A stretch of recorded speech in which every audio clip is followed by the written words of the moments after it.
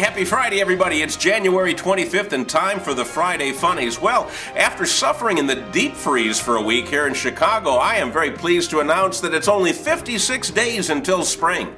In the meantime, you may want to keep warm the way the Eskimos used to. Take your underwear and put it in the microwave for 30 seconds.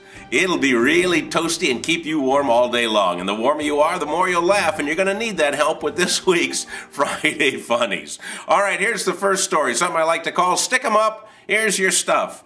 The people in Wisconsin are nothing if not honest, hard-working people. And Frederick Meyer from Waukesha, Wisconsin, reported a robbery this week. Somebody broke into his house and they stole his computer, they stole his Palm Pilot, they stole his GPS system and his digital camera. Well, 3 days after he made this report to the police, Mr. Meyer received a phone call from the burglar who said something like, "You can have your stuff back." Not sure if those are the exact words, but within 2 hours after he got that call, there was a box on Mr. Meyer's porch and it contained all of his stuff, except his GPS system. So now the burglar is still at large, but now he knows exactly where he's going. Well, I have never been to Thailand, but I kind of like the music.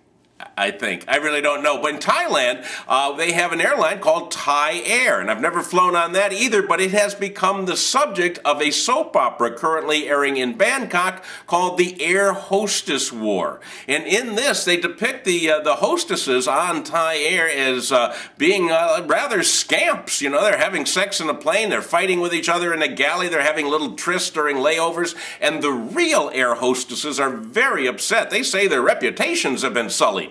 Sullied, my friends. You know how serious that can be. They said they don't dress like those girls on the TV show, they don't behave like those characters on the TV show, and less than half of them are current members of the Mile High Club.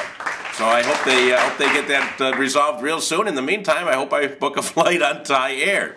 I've always said that people don't shoot people, guns shoot people. And that's the case twice this week. 2 armed robbers in different parts of the country were done in by their own weaponry. First off, in Cherryville, North Carolina, Kelvin Roberts was robbing a convenience store. And in the process, he dropped his gun. When he did, it discharged and shot him right in the foot. Mr. Roberts ran away, but he wasn't that hard to find. Pretty easily marked trail led police right to him.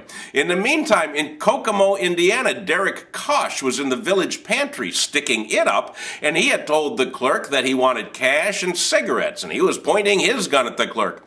Well, the clerk gave him the cash, and then when he turned around to get the cigarettes, he heard a gun go off and saw Mr. Kosh fall to the ground. Well, surveillance cameras later showed that when he went to grab the cigarettes, he needed both hands, so he took his gun and stuck it back in the waistband of his pants, where it went off and took one of his testicles with it. So there you have it. The first guy was just clumsy, the second guy is half nuts. All right.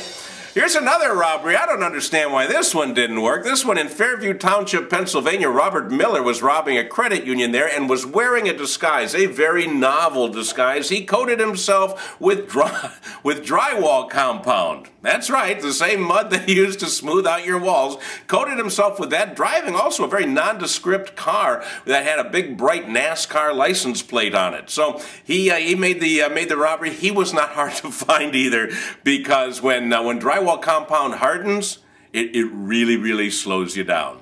Okay, our final story this week comes to us from West Frankfort, Illinois. Not too far from here. It's about a stone's throw from Downers Grove if you've got an incredibly powerful arm.